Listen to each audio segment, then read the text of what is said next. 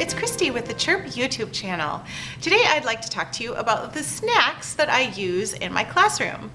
I thought it might be helpful because our kids have a lot of issues sometimes around food, and because I have many years of experience working in classrooms with kids who have issues with food and who also oftentimes can be highly motivated by particular foods.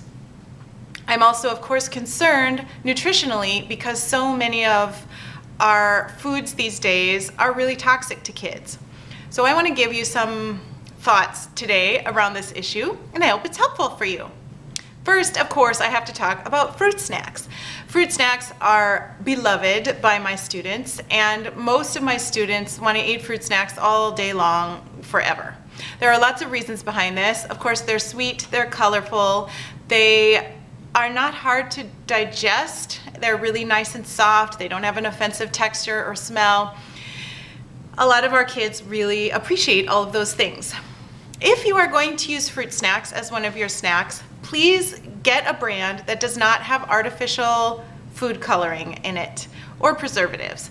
Both of those have been proven in multiple studies to contribute to learning disabilities, to contribute to behavior challenges, and sometimes sleep disorders as well.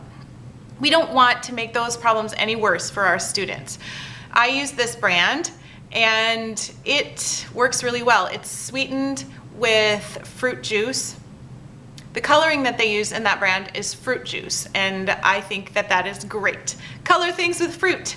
That's one of the reasons we have fruit, is because it's so colorful. Of course, these are not a health food. None of these snack foods are going to be wonderfully healthy for you, and you shouldn't base your child's diet on any of these things. You should base your child's diet on vegetables, grains, fruits, nuts, and seeds, and beans.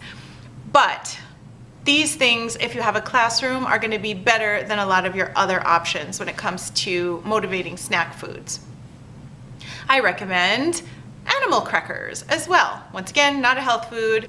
However, in small amounts and at very purposeful times, they can be an okay snack food.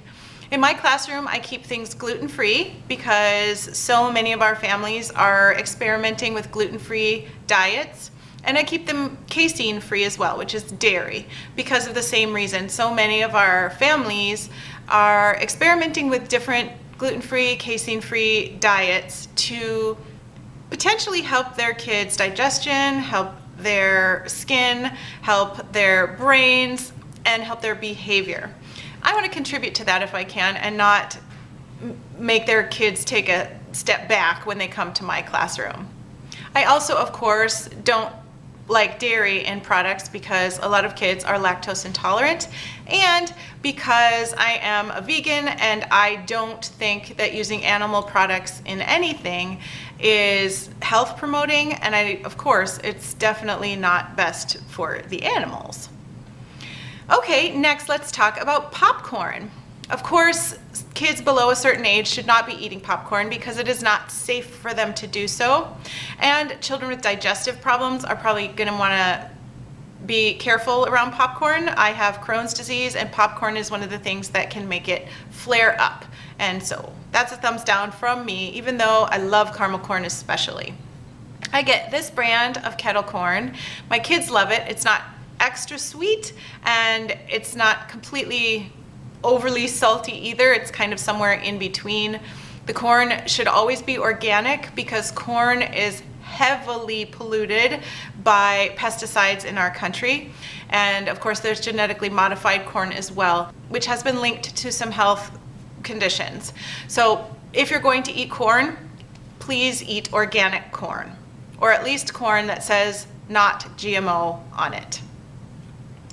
Okay, what's next? How about pretzels? There are tons of gluten-free pretzels out there that taste really good. This is my favorite brand, and my volunteers also regularly snack from this box because the pretzels are that good. They are delicious. If you have a fridge in your classroom and it's possible for you to feed your kids vegetable sticks, maybe dipped in hummus, if it's possible for you to feed your kids fruit like grapes and strawberries and apple slices, please do that. That is much better than anything that I have recommended. I don't have a fridge available, and I don't have the time to grocery shop for my classroom all the time. So I need to have things that are shelf stable. That's why I use these snacks. Otherwise, we would be working on eating healthier foods in the classroom. Also, you might want to try things like dried cranberries, raisins, dried prunes, dried apricots, dried mango. There are some great textures and flavors to those foods that a lot of our kids can't get anywhere else, and they're much, much healthier than candies or fruit roll-ups or anything like that. These have a similar texture, these dried fruits, and you might want to give them a try. I hope this video gave you some good advice today about what kind of snacks you might want to have in your classroom and how to think about that issue.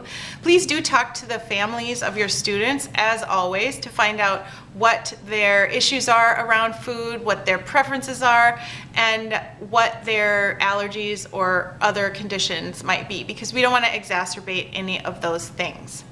We do want to help our students expand their palates whenever possible. So if you have students who are very restricted in their eating habits, then bringing in foods that the other students are interested in trying sometimes will help our kids move outside of their comfort zone and try new things. The pull of a social approval can be quite something. Let me know if you have questions or other ideas of healthier foods that you might want to use during snack time in your classroom.